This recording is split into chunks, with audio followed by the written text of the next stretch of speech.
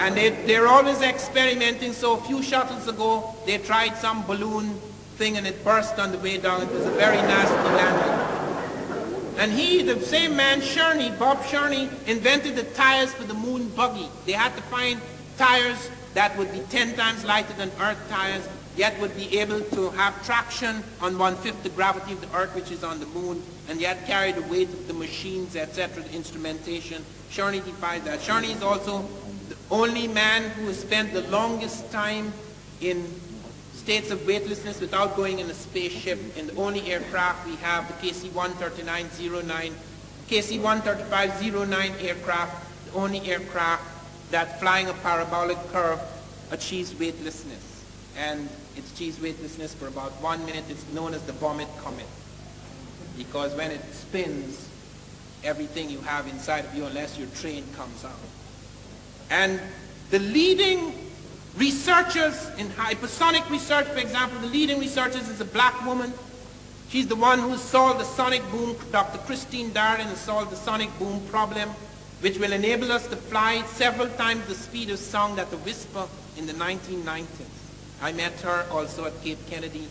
The two leading black researchers, and the leading researchers in space medicine are two black women, one an Afro-Hispanic, Dr. Cowens, and one Dr. Long, who've invented a device which enables you to exercise your involuntary systems, that you can change your heart rate like the yogi. It's like a quantification of yoga. You can change your heart rate and your blood pressure. These things will be spin-offs which will affect the general populace later. These things are necessary in space because we find tremendous problems emerging in space.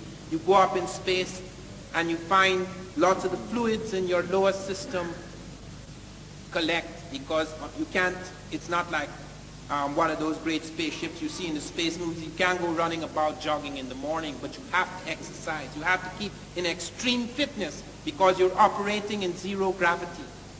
And they have done tremendous work in space medicine which will make a tremendous amount of difference to this.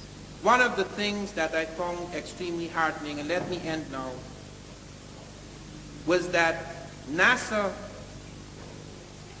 was appreciative of what we were doing. They ordered 1,000 copies of this book, Blacks in Science, so that their astronauts and others could study it, so that they could see what contribution Africans were making both in ancient and modern times. The first copies were given to our two leading astronauts, Colonel Gregory and Bluford, and these men are aware, even though they do not participate in this, they are aware of how important the work they are doing, how they become standards in the world. And that is what I want to end on. We are not doing this simply as an academic exercise. This is not just an accumulation of new facts. These things are presented because we can only heal, and this is true for the black as well as for the white, both the prisoner and the imprisoned, both the prisoner, and the jailer. We are doing this because it is necessary to revise the history of man. The tremendous anguish which is deep in the heart of all of us, which arises out of these falsehoods, the falsehoods upon which this civilization are built, have got to go.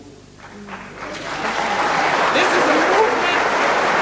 This is a movement which is sacred.